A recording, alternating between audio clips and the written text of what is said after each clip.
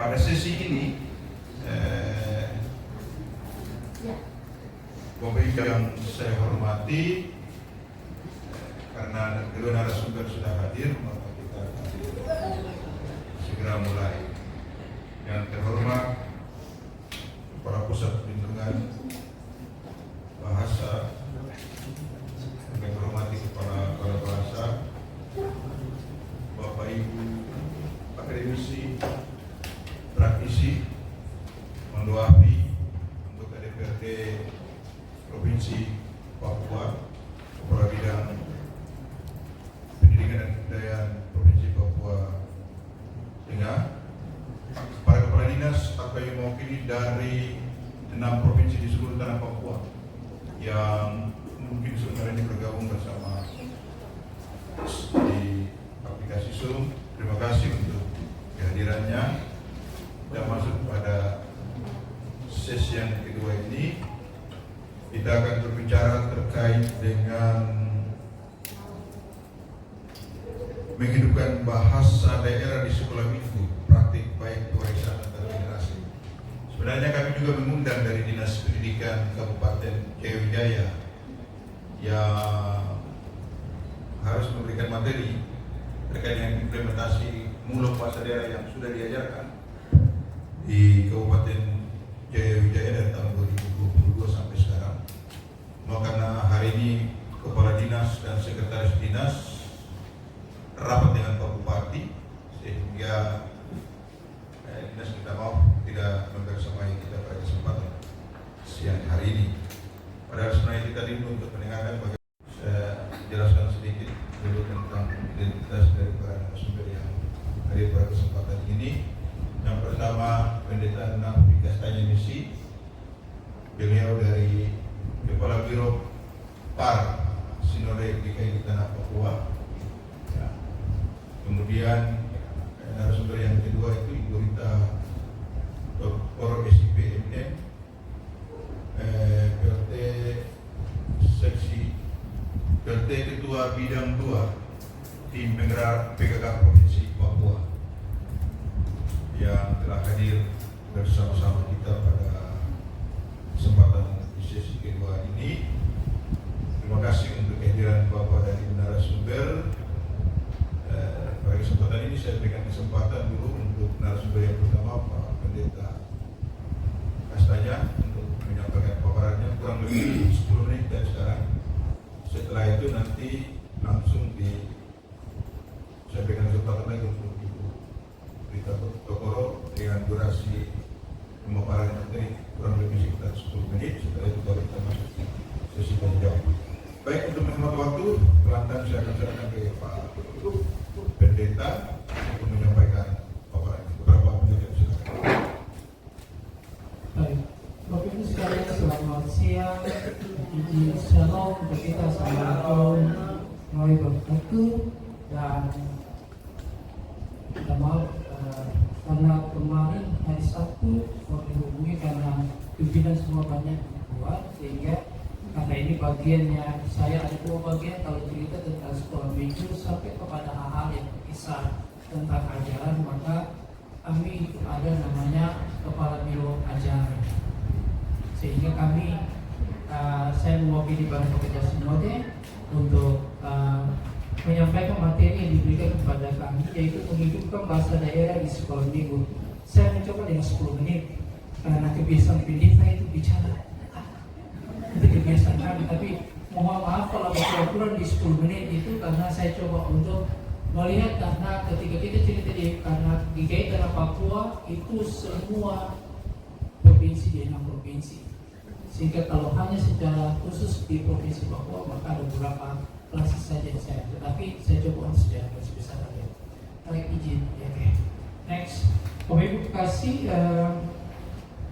persoalan tentang bahasa daerah ini menjadi sebuah hal yang dimana menjadi pergumulan kami juga para yang namanya para pengajar yang kita sebut sebagai guru sekolah minggu, izin semua, ada juga yang pengasuh yang kadang-kadang kita berhadapan dengan situasi-situasi untuk bagaimana menerjemahkan firman Tuhan, Alkitab itu untuk dimengerti oleh anak-anak yang ada.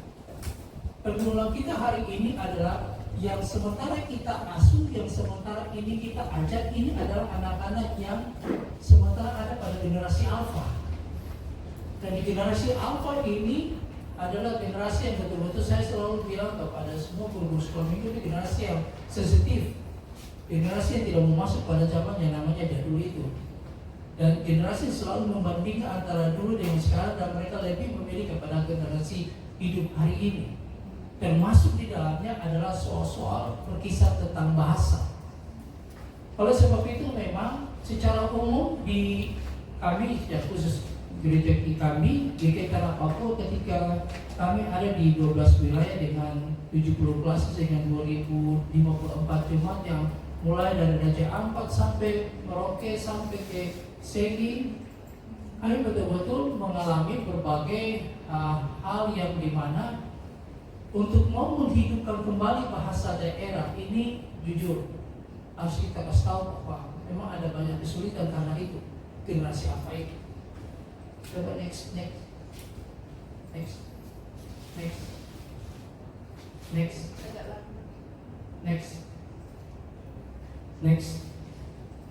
Okay. Sekolah minggu ini adalah tempat di mana anak belajar Alkitab, tapi sekolah minggu juga adalah tempat di mana anak itu mengenal dia punya identitas diri. Sehingga ketika anak itu dia diajarkan tentang belajar Alkitab, maka anak juga belajar tentang identitas diri dia itu sebenarnya siapa. Oleh sebab itu hari ini ketika kita berhadapan dengan kondisi menghidupkan kembali bahasa daerah, Bapak Ibu, ada beberapa hal yang sudah kami lakukan, kami kerjakan untuk bagaimana supaya anak-anak itu bisa kembali untuk melihat jati diri mereka di soal bahasa.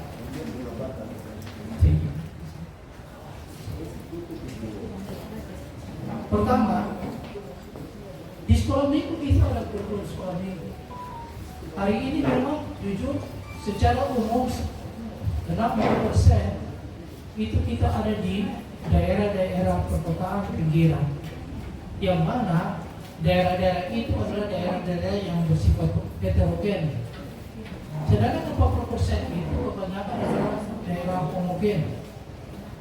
Sehingga kalau ketika kita susun kurikulum, itu kebanyakan untuk mengarah kepada hal-hal yang dimana seluruh bahan ajar dan kurikulumnya itu adalah berbahasa Indonesia, yang akhirnya pada waktu turun ke jemaat-jemaat itu diterjemahkan oleh masing-masing guru sekolah minggu dengan situasi kondisi masing-masing kurikulum ini. Kurikulum yang kami mulai itu adalah kurikulum yang dimana berbasis karakter, yang akhirnya kami minta supaya guru-guru sekolah minggu itu bisa menerjemahkan apa yang diinginkan lewat pengajaran itu, tetapi sampai kepada bahasa anak. Artinya tidak anak-anak tidak mengerti apapun di awal-awal, tetapi mereka betul-betul sampai kepada pengertian mereka. Termasuk di dalamnya harus jujur di 40% itu ada guru-guru sekolah minggu yang menerjemahkan berita Injil itu dengan cara yaitu mereka bicara dengan bahasa daerah mereka. Sebut saja kalau di daerah Balingalimo, kalau di daerah di provinsi Papua masih ada di sekitar Biak, Numfor, kalau daerah Pasir, di daerah Polisa ke atas Supiori, kemudian ke daerah Sendi, sebagian Tanah Merah, kemudian di daerah Kentu, Binyan sekitar, kemudian daerah Sentani itu daerah-daerah kebanyakan. Ada 1-2, tapi kebanyakan sudah mulai degradasi. Ada beberapa hal yang membuat sehingga kenapa degradasi nanti terjadi. Itu di kurikulum itu kebanyakan masih menggunakan bahasa daerah, tapi sebagian juga pakai bahasa Indonesia. Kemudian juga ada alat peraga yang kami kontekstual dengan daerah masing-masing tempat. Tetapi kalau itu ada pengajar orang di situ, maka kami selalu menghimbau supaya menggunakan bahasa daerah supaya anak-anak itu mengerti. Jangan sampai mereka tidak mengerti, karena kadang-kadang anak-anak itu karena mungkin kurikulumnya bahasanya sedikit ke arah kota sehingga mereka tidak mengerti, tetapi berusaha untuk bagaimana para pengajar itu bisa mengambil alih dari bahasa Indonesia ke bahasa daerah. Dan berikut yang dilakukan oleh gereja kita hari ini, bagaimana menerjemahkan Alkitab ke dalam bahasa. Kita memang sudah bekerja dengan beberapa yayasan ini untuk menerjemahkan Alkitab ke dalam bahasa daerah masing-masing. Sehingga hari ini ada beberapa daerah, bahasa daerah yang diterjemahkan sehingga bisa dimengerti dan kembali menghidupkan budaya dari daerah tersebut. Kemudian juga hari ini juga kami ada liturgi kontekstual. Liturgi kontekstualnya itu ada di ibadah akhir bulan, juga ada di ibadah yang kalau kita hitung ke minggu keempat kita pakai ibadah kontekstual. Seperti kemarin kami pakai ibadah kontekstual. Kalau di jemaat saya pakai bahasa Waropen. Sehingga semua nyanyian yang itu adalah nyanyian bahasa Waropen. Walaupun yang pimpin orang Ambon, tetapi harus pakai bahasa Waropen. Itu yang hari ini kami lakukan. Memang tidak gampang Bapak Ibu. Next, kita berhadapan dengan banyak hal. Next. Ini tantangan kita. Pertama, ada beberapa tantangan yang seringkali kita jumpai. Pertama, bahasa daerah semakin jarang digunakan di rumah. Next, karena anak hari ini lebih mau mendengarkan bahasa Indonesia ketimbang mau dengar bahasa daerah. Yang saya bilang itu rata-rata hari ini ada di generasi alfa. Karena generasi alfa itu generasi yang sensitif. Dan yang kedua, orang tua tidak lagi konsisten menggunakan bahasa daerah, karena orang tua mungkin memahami bahasa daerah tapi tidak selalu menggunakannya ketika dia bicara dengan anak-anak, karena bagi dia mungkin anak tidak mungkin mengerti kalau dia bicara. Ada orang tua juga yang tidak tahu bahasa. Mungkinkah karena perkembangan? Yang ketiga, anak merasa bahwa bahasa daerah itu kurang modern. Akibat pengaruh media sosial, internet dan sebagainya membuat bahasa daerah hari ini rasa kurang menarik sekali. Sehingga ini menjadi tantangan. Next. Kemudian ada harus diakui bahwa bangku pembelajaran dan modul pembelajaran bangku guru sekolah minggu untuk bahasa daerah memang kami kurang.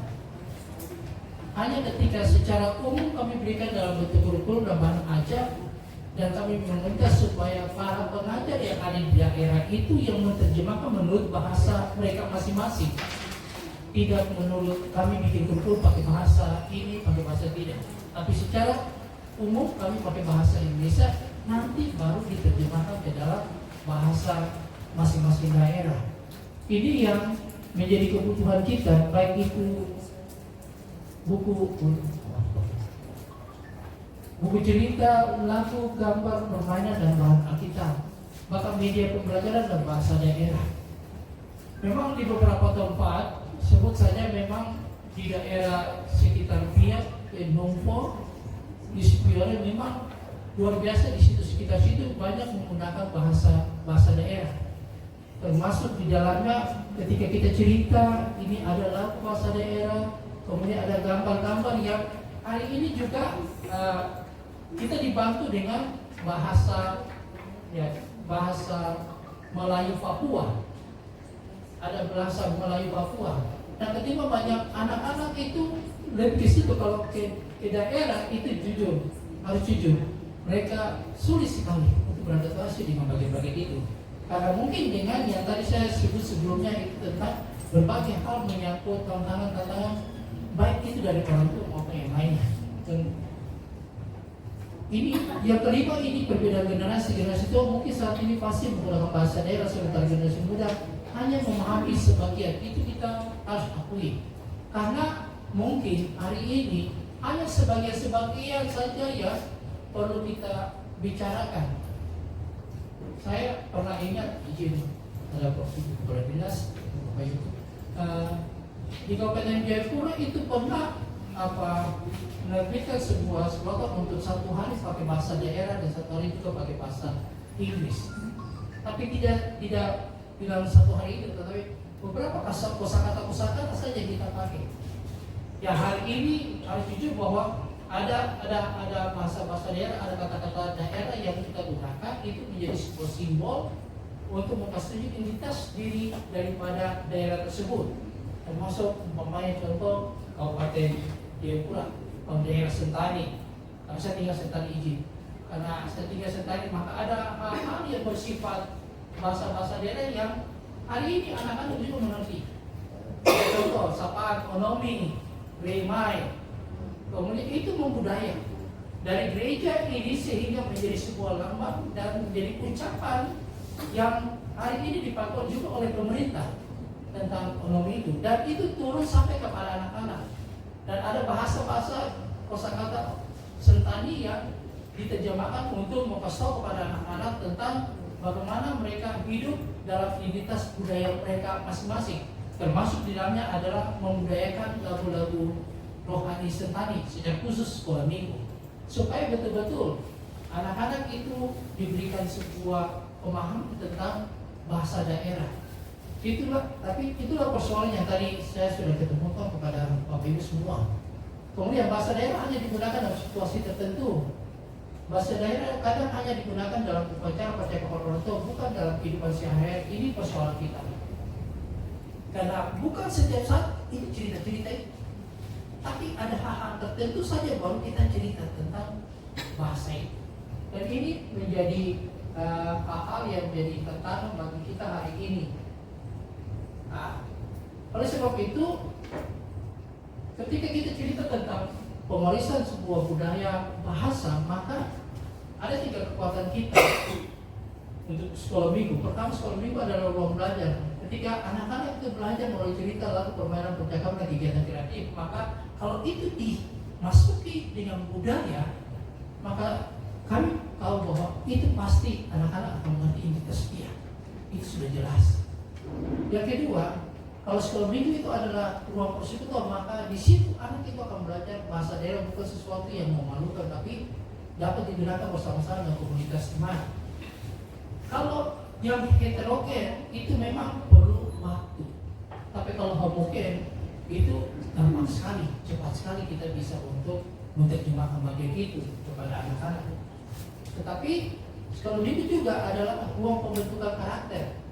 Hari ini ketika kami akan menyusun kurikulum yang baru lagi, hal yang dimaksudkan dalam pertemuan hari ini menjadi sebuah masukan kepada kami juga, karena kurikulum ke depan adalah kurikulum yang berbasis karakter, termasuk di dalamnya adalah hal-hal yang menyangkut bagaimana menghidupkan bahasa daerah yang menjadi pergumulan kita hari ini. Sehingga Bapak Ibu sekalian, mungkin ini secara umum saya mau sampaikan kepada kita sekalian bahwa inilah yang kami hadapi kalau umpamanya kita cerita tentang bahasa daerah dan menghidupkan dia, maka secara umum kita sudah melakukan bagian itu, menerjemahkan Injil kepada anak-anak dengan bahasa mereka, dengan melihat situasi.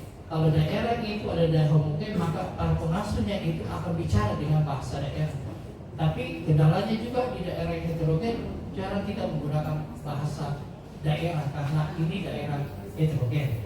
Tetapi bagaimana bahasa ini menjadi pergumulan kita sekalian, ini yang saya bisa sampaikan secara umum kepada Bapak Ibu sekalian. Mohon maaf kalau waktunya kelewatan. Terima kasih. Terima kasih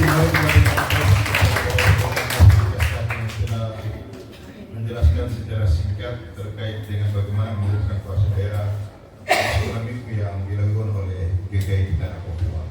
Mendengarkan sedikit paparan dari Ibu Rita Tokoro, mewakili perwakilan dari tim penggerak Provinsi Papua. Kepada Ibu silakan. Selamat siang Bapak Ibu sekalian. Terima kasih buat moderator yang sudah memberikan waktu kepada kami. Izinkan Bapak Ibu untuk kita semua di siang hari ini, saya akan mencoba untuk memberikan materi. Ya, terima kasih moderator sudah mengingatkan waktunya 10 menit. Ya, kalau memang lebih dari 10 menit dibisik-bisik buat Ibu. Baik, kita lanjut saja. Ini sedikit biodata. Nama saya, jabatan di CPPKK Provinsi Papua, Ketua Bidang 2. Alamat kantor PKK di 25, ya, hobi olahraga. Karena materi saya tentang ibu atau perempuan yang berperan dalam keluarga, maka saya pun menulis identitas keluarga saya. Suami 1, anak 4, cucu 1. Kita tepuk tangan dulu buat kita semua. Next. Iya, inilah yang diberikan oleh panitia topik kepada PKK Provinsi, yaitu peran ibu di tengah keluarga dalam perlindungan bahasa dan sastra daerah. Raifoi yang mana? Monomi, Raimai, Lemfoi, Raifoi. Iya, Bapak Ibu kalau sudah ada di daerah sini, Bapak Ibu maksimalnya harus tahu bahasa di sini ya. Iya. Terima kasih. Ya, ini sedikit latar belakang kami yang coba untuk kami menyampaikan kepada Bapak Ibu. Maju mundurnya suatu negara, provinsi maupun daerah sangat ditentukan oleh kualitas sumber daya manusia. Ya, bahasa dan sastra daerah yang dimilikinya sumber daya manusia berkualitas. Ya, tadi saya sudah mendengarkan dari Bapak Pendeta, pasti saya juga ada di dalam yang sudah Bapak sampaikan. Kendala-kendala juga yang kami hadapi dalam keluarga. Iya, ditentukan pada saat janin mulai terbentuk sampai anak berusia 5 tahun. Ya, ini arah bahasa itu adalah menentukan. Ya, bahasa pertama yang dikuasai seorang sejak lahir. Berarti pendekatan antara anak dengan ibu itu utama yang diwujudkan dalam keluarga. Bapak Ibu, kita ketahui keluarga itu terdiri dari bapak, ibu, dan juga seisi rumah ya, anak-anak. Yang diharapkan anak-anak, namun yang kenyataan di Papua kebanyakan masih ada sanak saudara kita juga yang bersama-sama dengan kita dalam satu keluarga. Next. Ya, untuk menjaga berbagai keberhasilan yang telah dicapai dan mengatasi permasalahan yang dihadapi, maka kerja keras keluarga antara lain ya ibu, bapak, seisi rumah perlu terus dipertahankan. Ya, bisa dipertahankan yang sering kita sebut ketahanan keluarga. Ketahanan keluarga sehingga tercapailah kesejahteraan keluarga. Berhasil guna daripada pelaksanaan program pembangunan harus dapat menjadi penggerak kesejahteraan keluarga dan motivasi utama terhadap kesinambungan pelaksanaan pembangunan ketahanan keluarga. Iya, Bapak Ibu, orang tua, ibu dan bapak sangat menentukan di dalam sebuah keluarga. Ketika ibu dan bapak duduk bersama anak-anak, maka disitulah ruang kita untuk menyampaikan bahasa.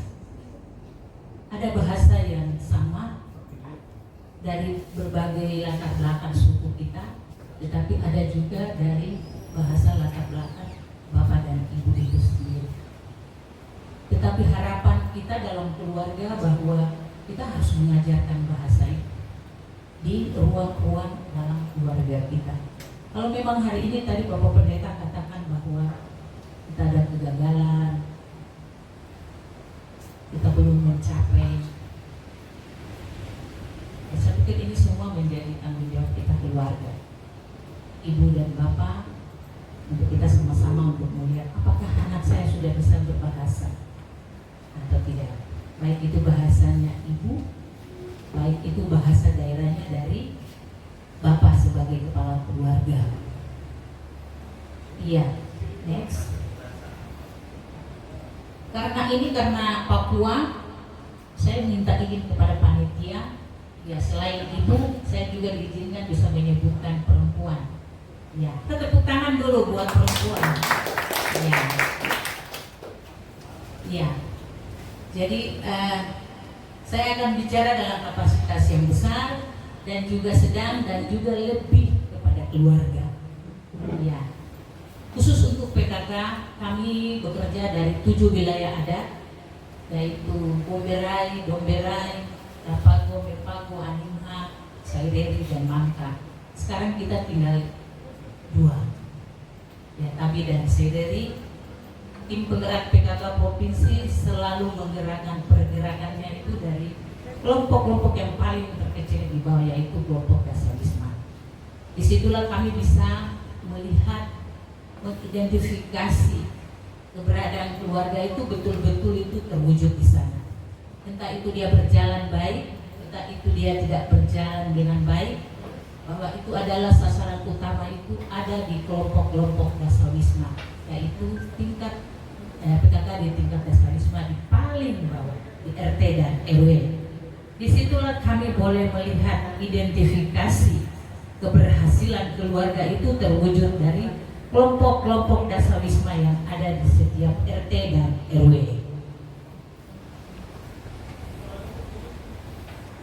Dia bertumbuh dari pergerakan dari masyarakat.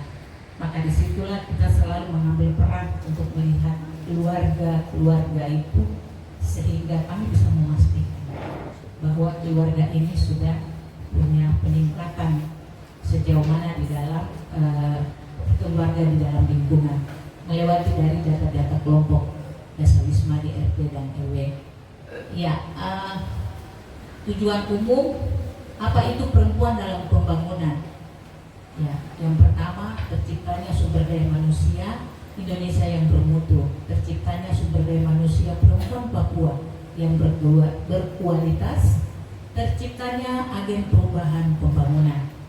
Iya, Bapak Ibu, senang sekali saya sendiri pribadi setelah bergabung di PKK, baru saya mulai melihat, membaca, dan mengikutinya, bahwa benar-benar keberuntungan di dalam keluarga itu kita sendiri. Keberhasilan dan kegagalan dalam rumah tangga itu kembali kepada orang tua, ya, bapak dan ibu dan juga anaknya. Baik itu kita memberikan pendidikan dalam bentuk apa saja, pasti kita akan terbentuknya dari dalam keluarga. Keluarga itu adalah lembaga yang terutama dan yang pertama untuk kita di dalam membentuk keluarga kita. Iya, kita lanjut.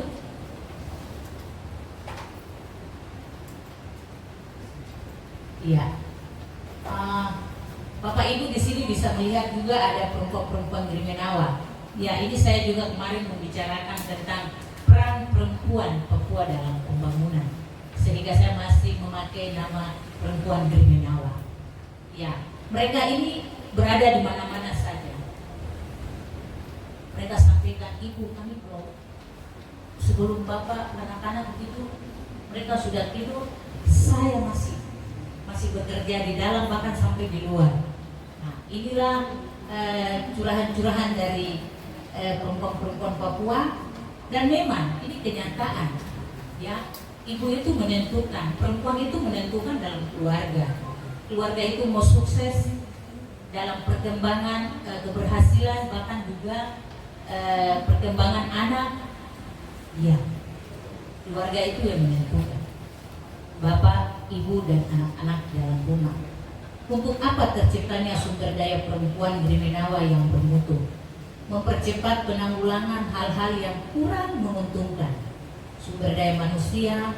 Maka perempuan Papua Grimenawa Kabupaten, nah ini Kabupaten Jayapura ya, kalau Grimenawa Kabupaten Jayapura, sudah siap dalam perencanaan pembangunan berkesinambungan.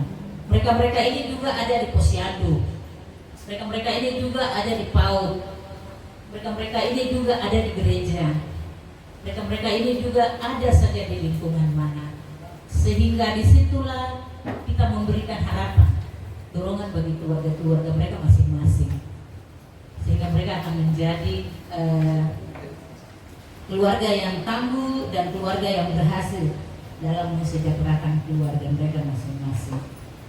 Kemudian yang B, meningkatkan keberadaan kelompok perempuan dengan adanya 15 dana prospek. Ini mereka sering mereka sampaikan bahwa ada kendala-kendala yang dihadapi oleh perempuan, tapi di sana ada 15% untuk perempuan bisa berkembang biak, ada taman-taman gizi, ada pekarangan-pekarangan yang bisa dibuat kelompok-kelompok sehingga menghidupkan keluarga-keluarga itu di dalamnya. Yang berikut, mewujudkan keberadaan perempuan Papua dituntut untuk dapat berkompetensi dalam berbagai bidang pembangunan. Nah, ini sama saja, ibu-ibu, perempuan, di mana saja kita berada, pasti kita akan mengutamakan keluarga.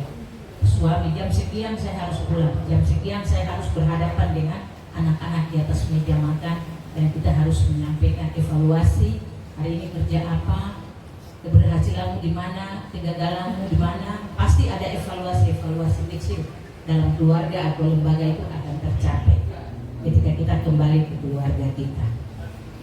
Next. Ini sasaran terwujudnya pengakuan keberadaan perempuan sebagai wadah prakarsa masyarakat dan peran partisipatif warga dalam pembangunan. 2. Terwujudnya program dan kegiatan pembangunan dan pemberdayaan masyarakat desa kampung melalui keterlibatan perempuan dan lembaga masyarakat desa. Kalau kita sudah berada di lingkungan masyarakat, maka kita harus berperan bagi masyarakat dan juga berperan untuk keluarga kita. Apapun tetap keluarga adalah tanggung jawab kita. Terima kasih. Siang ini bapak-bapak, ibu-ibu yang hebat-hebat, pasti kita hadir seperti ini adanya karena kita melewati dari keluarga kita yang berbeda-beda, tetapi kualitas kita di hari ini kita bisa ada bahwa inilah kami, dari keluarga yang sederhana, keluarga yang tangguh, sehingga kita bisa menjadi orang-orang yang menjadi kekuatan bagi masyarakat, bagi pemerintah, dan juga bagi negara kita. Ini sasaran. Lanjut. Ini ada isu ya. Isu ini tidak jauh beda dengan Bapak Pendeta. Ini isu yang sering kita hadapi di lingkungan di mana kita berada. Ada hal-hal yang kita ini permasalahan yang dihadapi di kalangan kita, antara lain belum optimalnya peran perempuan dalam pengambilan keputusan, masih tingginya jumlah penduduk kurang mampu, dan kesenjangan dalam pembangunan. Ini tadi Ibu sudah sampaikan.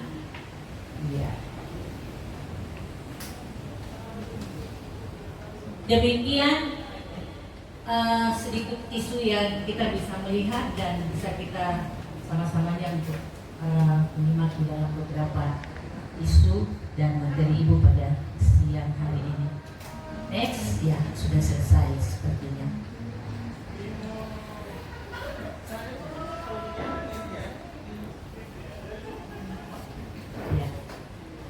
Sudah selesai. Sekian, terima kasih.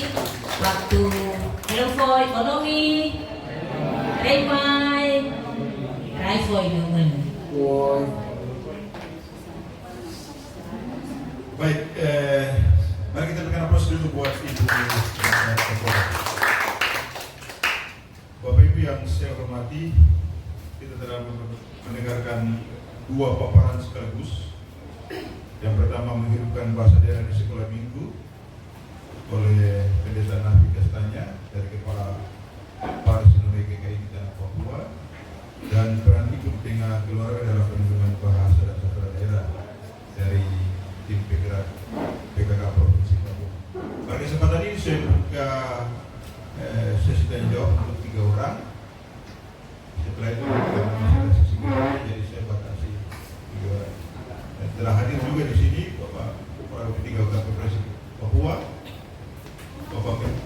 anggota DPRD Provinsi Papua, Ai Angga Barauje, ini DPRD Provinsi Papua, Pak James Mondo, mewakili Gondo Afian WNA, sekaligus tokoh pendidikan di tanah Papua, Akademi Kebudayaan dari Provinsi Papua Tengah. Ada ibu guru juga yang kami undang karena dalam implementasi kurikulum tentang bahasa daerah di Kota Jayapura ini ada SD Gembala Baik yang mulai menerapkan pembelajaran bahasa Nafri di sekolah, dan di SMP Negeri 9 ada Ibu Yusa yang tahun ini mulai penerapan mulok bahasa Batik di Kota Jayapura. Oleh karena itu saya berikan kesempatan kepada kita semua, karena kami membutuhkan masukan saran dari Bapak Ibu peserta, sehingga apa yang nanti kami simpulkan dalam pokok pemikiran dapat bermanfaat untuk pengembangan perlindungan bahasa daerah Papua ke depan. Silakan, 3 orang, silakan. Yana Pugu dari BPDOKP Papua Fokus Papua Cerdas, tapi juga dari Riset dan Inovasi. Saya juga ketua pusat studi. Menarik sekali ketika saya melihat penyusunan pokok-pokok pikiran perlindungan bahasa dan sastra tahun 2026, lalu saya lihat penyampaian materi yang disampaikan oleh Bapak Pendeta tapi juga oleh Ibu Rita. Ini menarik ya Bapak Ibu. Sebenarnya saya hanya langsung saja pada pokok-pokok pikiran dan masukan saja bahwa terkait dengan perlindungan bahasa, tapi juga pelestarian dan kaitannya dengan tujuan pembangunan berkelanjutan sebagai agenda internasional, maka penting sekali untuk tadi yang disampaikan oleh Bapak, saya tertarik ya, bahwa penting sekali peran gereja hari ini, tapi juga semua bukan hanya gereja, tapi juga semua perangkat-perangkat agama yang lain untuk terlibat dalam melestarikan bahasa daerah. Kenapa gereja menjadi utama di tanah Papua? Karena kalau kita bicara tentang pelestarian bahasa di tanah Papua, bahasa yang sangat banyak, saya kira di sini expertnya juga sangat banyak. Ada Pak James Mondo, ada Ibu, tadi saya lihat ada Ibu dari Ujian juga. Ini penting sekali kita menjaga bahasa Bapak Ibu. Saya kebetulan tidak bisa bahasa karena saya juga termasuk mix. Jadi saya juga merasa sebagai korban. Dan saya juga sebagai orang yang sangat intens bicara tentang identitas nation ya, nation identity, kita perlu sekali untuk menjaga pelestarian tapi juga keberlanjutan dari bahasa yang ada di tanah Papua. Bapak Ibu, kita ini di tanah Papua punya masalah yang sangat complicated. Kita punya masalah yang sangat banyak untuk meningkatkan sumber daya manusia di tanah Papua, tapi juga untuk menjaga pelestarian alam dan semua sumber daya alam yang ada di tanah Papua. Sehingga ketika kita bicara bahasa hari ini, bahasa itu adalah satu-satunya tempat di mana local knowledge. Saya concernnya hari ini adalah bicara tentang human security dan local knowledge. Local knowledge itu hanya dipunyai oleh orang yang ada di tempat di kampungnya. Jadi stressingnya adalah pentingnya bahasa ditingkatkan dengan cara-cara mengoptimalkan teman-teman di gereja. Teman-teman di gereja GKI di tanah Papua, tapi juga semua denominasi gereja yang ada di tanah Papua, kita bisa aktifkan. Sehingga mulai dari belajar dari tempat-tempat dari sekolah minggu, tunas dan lain sebagainya, sampai dengan pembelajaran yang besar, anak-anak kita bisa belajar dengan baik bahasa daerah, sehingga menjadi penutur yang aktif. Begitu juga dalam kurikulum, saya pikir kurikulum kita pernah bicarakan ya, bahwa penting sekali memasukkan muatan lokal bahasa daerah ke dalamnya. Kenapa? Ketika globalisasi ini sudah terus saja menghantam kita penting menjaga identitas diri anak-anak yang ada di atas tanah Papua yang isinya itu 6 provinsi.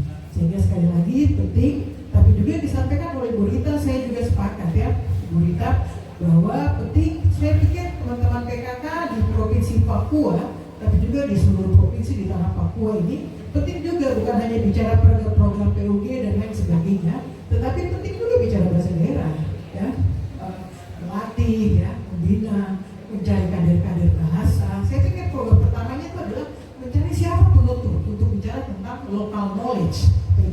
Local knowledge itu ketika kita kembali ke local knowledge, semua pengetahuan dasar tentang kearifan lokal itu hanya dimiliki oleh orang di kampung. Dan itu harus menjadi perhatian utama kita, dan kita harus jaga mereka supaya itu tetap ada. Seperti itu. Mungkin itu saja sekian dari saya. Terima kasih. Terima kasih Ibu Meli. Masih ada lagi? Terutama di anak di bawah usia 5 tahun ya, itu secara psikologi kemampuan berbahasa itu akan sangat tinggi sekali pada usia 3, 4, 5 tahun. Dan peran ini ada pada seorang ibu di dalam rumah. Kalau ibu itu sering pakai bahasa Inggris kepada anaknya pada usia itu yang nanti melekat kental sekali dalam seorang anak. Nah, karena itu dalam upaya pendidikan anak usia dini, pada usia-usia ini kita selalu ingatkan kepada keluarga, terutama ibu-ibu, bahwa pada kurva perkembangan otak anak, brain development ini, pada usia itulah kognitif daya tangkap bahasanya akan paling tinggi sekali pada usia 3-4 tahun. Dan setelah itu kurvanya akan turun lagi. Itu sebabnya peran perempuan sangat penting, karena selalu lengket dengan anaknya, tetapi juga itu keluarga, bapak, mama, orang tuanya, ayahnya, dan semua keluarga. Kalau dalam lingkungan itu sering berbicara bahasa daerah, di situ awal bahasa itu akan lengket. Kalau kita lewat dari usia itu, juga ya usaha-usaha kita dengan metodologi modern lah yang nanti ambil peran lebih banyak, tapi secara alamiah disitulah usaha. Hanya melengkapi tadi Ibu bicara soal perempuan. Terima kasih. Terima kasih Bapak Dr. James Muro. Kita masuk ke langsung. Ada Pak Dr. Yusuf. Baik, terima kasih. Selamat kita semua. Selamat siang.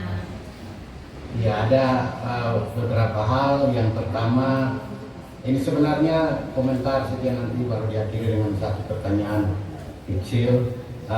Saya lebih fokus kepada pelayanan gereja dalam meningkatkan penggunaan bahasa daerah dalam pelayanan gereja. Yang pertama, kita tahu bahwa kurang lebih ada 278 bahasa, ini saya hitung dengan etnolog. Dengan dasar etnolog ada 278 bahasa di tanah Papua. Bagaimana gereja mengambil peran untuk penggunaan bahasa daerah dalam pelayanan gereja, terutama dalam liturgi dan ibadah-ibadah, sehingga ruang rohani, ruang gereja itu bisa dipakai sebagai tempat untuk melestarikan bahasa daerah. Tadi Pak Pendeta sudah menjelaskan salah satu usaha dari gereja dalam melestarikan bahasa daerah. Saya sebenarnya refleksi saja ke belakang sejenak bahwa gereja DKI di tanah Papua itu memiliki peran menaikkan penggunaan bahasa daerah dalam pelayanan ibadah dan sebagainya, tapi juga menurunkan penggunaan bahasa daerah dengan fase periode yang berbeda-beda. Di awal-awal pekabaran Injil itu bahasa daerah menjadi sarana untuk pekabaran Injil yang sangat kuat sekali, tetapi ketika gereja sudah kemudian mengimplementasi bahasa Melayu, bahasa Indonesia ke dalam tata ibadah dan sebagainya, kemudian peran bahasa daerah disingkirkan, dan sekarang kita lihat bahwa jemaat-jemaat gereja-gereja bukan hanya DKI, sebenarnya hampir kebanyakan gereja itu peran bahasa daerah menjadi lebih tidak terlihat. Ini bagaimana gereja bisa mengembalikan peran awalnya itu supaya bahasa daerah bisa digunakan. Saya juga melihat bahwa umpama peran para pendeta pekabaran Injil yang ada sebagai ujung tombak di daerah-daerah pelayanan, langsung basisnya ke masyarakat adat, itu tidak memiliki perspektif perlindungan penggunaan bahasa daerah di ibadah-ibadah. Saya kenapa katakan demikian? Karena saya lihat bahwa kurikulum umpama seperti DKI, kemudian kurikulum di sekolah guru Jumat itu tidak ada kurikulum tentang bagaimana bahasa daerah bisa dikembangkan dalam pelayanan liturgi gereja. Nah, ini satu hal yang saya pikir GKI di Tanah Papua dan gereja-gereja lain harus berperan mempunyai grand design perlindungan bahasa daerah di dalam pelayanan gereja, karena basis masyarakat adat itulah juga menjadi tempat basis pelayanan gereja di Tanah Papua. Nah, itu satu hal yang saya pikir menjadi masukan bagi kegiatan ini, bahwa kita juga semua, tidak hanya gereja, tapi kita semua dari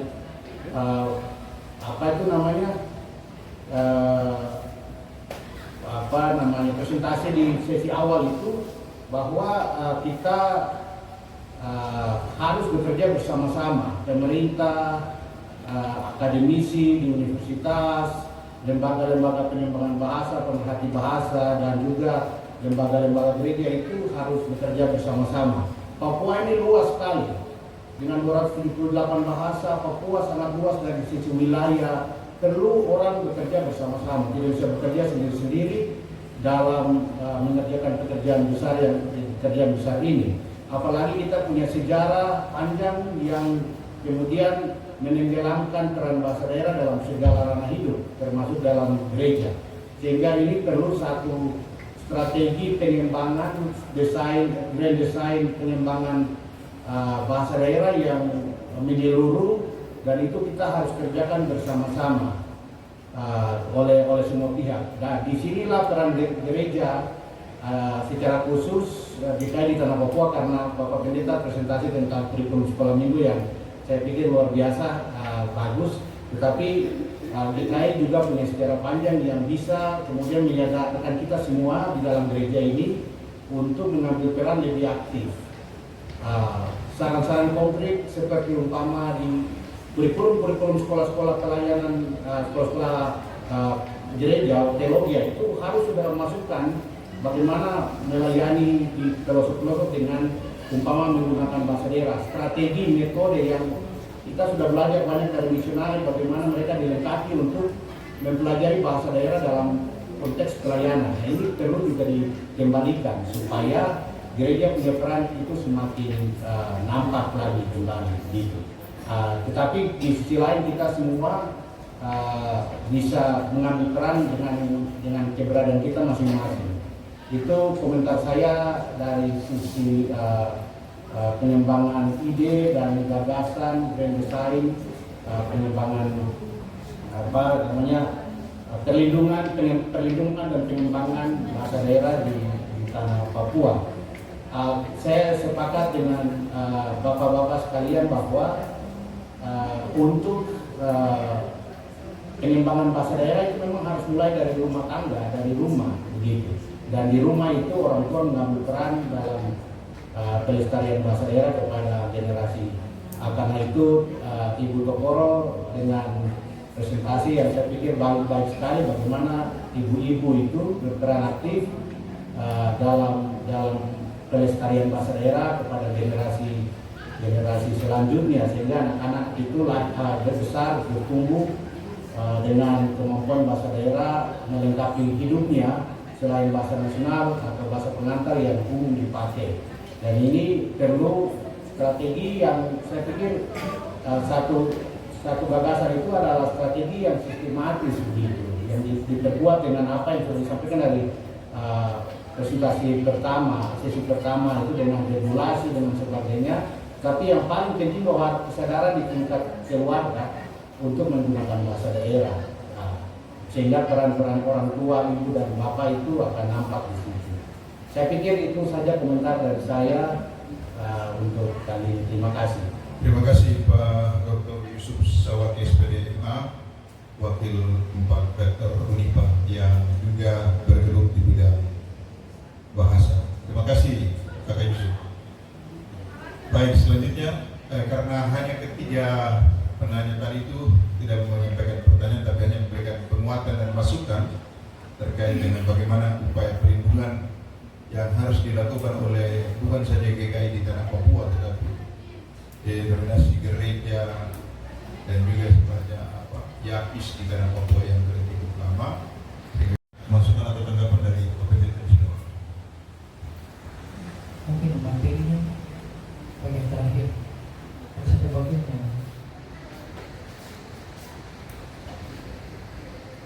Terima kasih untuk Bapak Sawaki dan juga Ibu yang memberi masukan. Memang peran kita gereja untuk bagian ini memang secara umum tidak terlalu, tetapi sampai kepada hal-hal tertentu untuk pengembangan bangsa daerah ini yang sudah kami lakukan beberapa hal. Baik dalam ibadah anak, kadang-kadang mengeksplorkan daerah itu dengan mengajar anak-anak untuk apa yang menjadi interest mereka dalam budaya mereka masing-masing. Kemudian di sekolah itu juga ada lomba lagu bahasa daerah. Biasa kami juga lakukan, ada lomba cerita Alkitab pakai bahasa daerah. Ada juga pembuatan buku cerita, tapi ini memang kami kendala di bagian hal atau pengembangannya pidana. Kemudian ada dokumentasi bahasa daerah yang biasa kami kadang-kadang di daerah-daerah pedalaman itu ada kosakata. Tetapi dengan kita dibantu dengan literasi yang berbasis Alkitab, sehingga kita coba untuk menghubungkan bagian itu dengan bahasa daerah. Kemudian juga kami melakukan pelatihan, juga melibatkan orang tua, walaupun memang tidak optimal, banyak juga orang tua yang mungkin juga tidak terlalu banyak menguasai bahasa daerah karena organisasi yang ada, dan juga tokoh adat. Kita ada kegiatan-kegiatan yang dimana kami juga menggunakan bahasa daerah. Itu kebanyakan di daerah-daerah yang penduduknya atau mayoritas itu homogen. Memang kita seperti tadi ada berbagai tantangan itu dengan budaya hari ini dan juga generasi hari ini yang kadang-kadang tidak terlibat dengan budaya zaman dulu ataupun budaya hari ini, yaitu budaya untuk menceritakan bahasa daerah. Dan tiba-tiba anak-anak hari ini adalah modern. Dan kita berhadapan dengan bagian itu karena internet sudah masuk kampung sehingga membuat sebuah perubahan besar paradigma dan juga pikiran dan budaya yang tadinya budaya daerah itu sangat kental, tapi itu mulai terkikis sedikit demi sedikit dengan budaya modern. Itu ya secara tidak bisa. Tapi terima kasih Pak Sawaki untuk bagian ini, untuk menjadi masukan bagi kami untuk pengembangan kurikulum ke depan yang mana kami menekankan dalam soal terima kasih. Terima kasih juga Ibu untuk bagian ini. Terima kasih. Saya mau dengar masukan dulu dari Pak Dr. Albert Marauke. Beliau ini juga orang budaya dan sering terlibat banyak hal terkait dengan budaya di Portumbai. Oleh karena itu sebelum tutup, saya berikan kesempatan kepada Bapak Dr. Albert Marauke yang juga sebagai anggota DPR Provinsi Papua untuk memberikan komentar terkait dengan perlindungan bahasa daerah. Kepada Bapak Dr. Albert Marauke, Baik buat kita semua yang ada dalam ruangan ini, kita dalam ruangan ini karena kebetulan karena ada maksud Allah untuk melestarikan apa yang Tuhan beri bagi leluhur kita, saudara kita, dan untuk anak cucu kita. Jadi saya juga di sini sebagai guru sekolah minggu, tadi dijelaskan kami di Engros, bahkan di beberapa jemaat yang ada di Kairos di kampung kami selalu mengadakan itu juga. Terus yang berikut dari saya sebagai anggota DPR, yang pertama saya lihat bahwa negara bukan tidak ya, negara kurang berpihak. Kalau undang-undangnya jelas, Undang-Undang Dasar 45 itu jelas di 18B kalau tidak salah menyangkut masyarakat adat. Terus pemerintah provinsi setelah saya dipercayakan Tuhan untuk duduk di DPR dari fraksi Nasdem, saya sebenarnya di DPR itu di Komisi 4 infrastruktur dan sumber daya alam. Tapi sumber daya alam itu berkaitan juga dengan masyarakat adat. Nah, sehingga siapapun yang melakukan kelola tanah ini harus bicara dengan masyarakat adat dengan pemiliknya. Nah, oleh sebab itu kita di DPR saya sudah mendorong, bukan di DPR saja, tapi beberapa waktu yang lalu saya juga bantu di pemerintah kota sudah mengeluarkan Perda nomor 15 tahun 2022 tentang pemajuan kebudayaan daerah kota Jayapura. Sehingga di kota ini sudah dimulai dengan cerita rakyat di sekolah-sekolah dasar, SD maupun SMA. Prinsipnya di mana gedung sekolah itu dibangun di hak wilayah agar masyarakat adat kayu batu wajib menggunakan bahasa kayu batu. Kalau itu adalah wilayah tanah adat orang kayu pulau wajib menggunakan bahasa adat di situ. Kalau dia ada Tobat Yegros wajib, kalau dia ada Yoga Waina wajib, Disco wajib, Nafi wajib. Itu sudah di Perda sudah ada, kurikulumnya sudah dijalankan, tapi belum maksimal karena tadi pemerintah belum ada dengan sepenuh hati untuk menganggarkan. Sehingga kita setelah saya masuk di DPR provinsi, saya biasa bicara lintas komisi. Nah, sehingga kita sudah dorong dari fraksi Nasdem di tahun 2025 waktu pertama masuk, kita sudah dorong peraturan daerah Perda tentang pengembangan, pembinaan dan perlindungan bahasa dan sastra daerah untuk 7 kabupaten dan 1 kota. Kita sudah bahas bersama dengan pemerintah provinsi dan sudah sampai ke Depdagri. Cuma sekarang sudah turun ada di Biro Hukum. Sejauh mana sekarang Biro Hukum, apakah itu sudah? Tapi yang kemarin kami ada sidang-sidang itu belum kami tetapkan sebagai perda. Hanya 5 peraturan dan 1 regulasi yang sudah kita tetapkan. Nah, oleh karena itu ini menjadi tanggung jawab kita bersama. Kenapa harus ada perda? Karena menyangkut anggaran.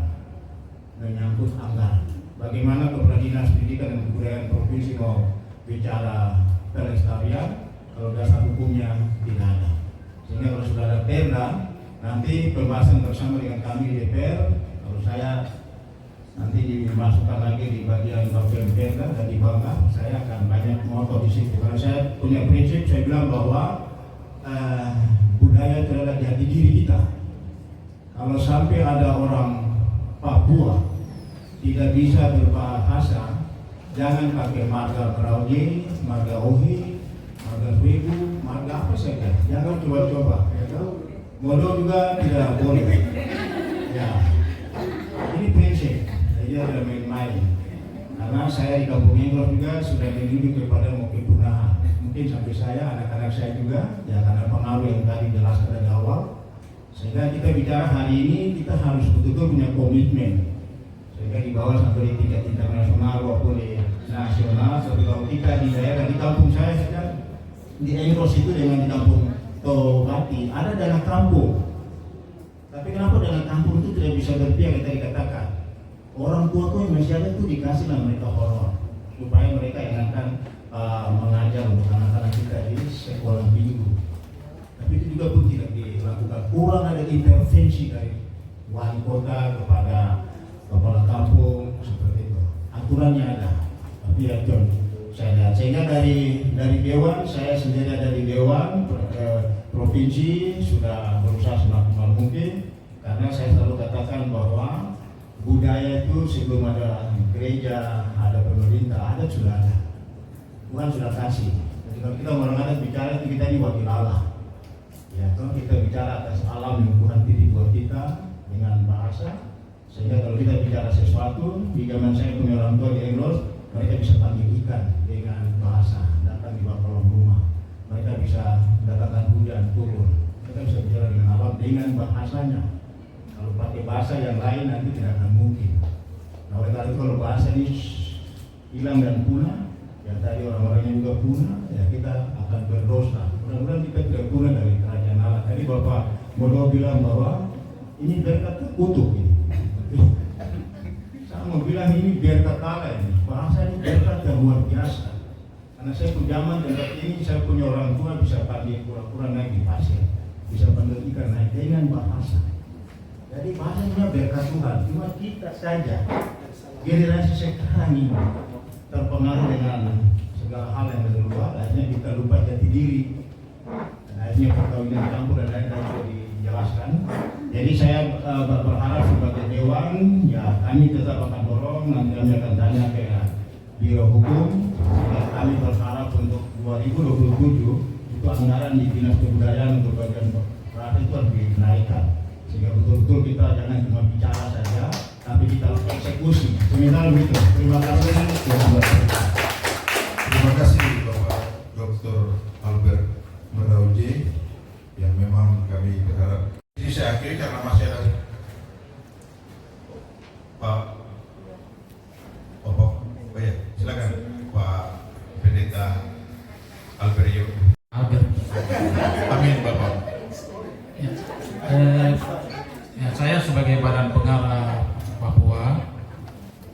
Jadi dari semua hal yang kita bicarakan ini, saya berpikir ada satu hal saja yang kita harus dorong di pemerintah, itu pelindungan suku-suku pribumi di Indonesia. Ya, pelindungan suku-suku pribumi di Indonesia. Karena bahasa merupakan satu kekayaan dari suku itu. Nah, ini ada Pak Cinama ya, Pak Albert di DPR. Jadi kenapa tidak ada rencana anggaran pendapatan belanja negara dalam melindungi suku-suku pribumi di Indonesia? Kalau suku dilindungi, kita kait juga dengan program Indigenous People ya. Itu berarti konteksnya sudah sangat menolong kita. Saya pikir dari yang soal teknis untuk bahasa tadi saya setuju, baik di agama maupun di program-program pemerintah. Cuma satu saja yang saya pikir manusianya ini kita tidak perhatikan. Karena bahasa melekat pada manusia. Nah, karena itu memang itu tugas saya juga, tugas saya dengan Pak Albert yang satu juga.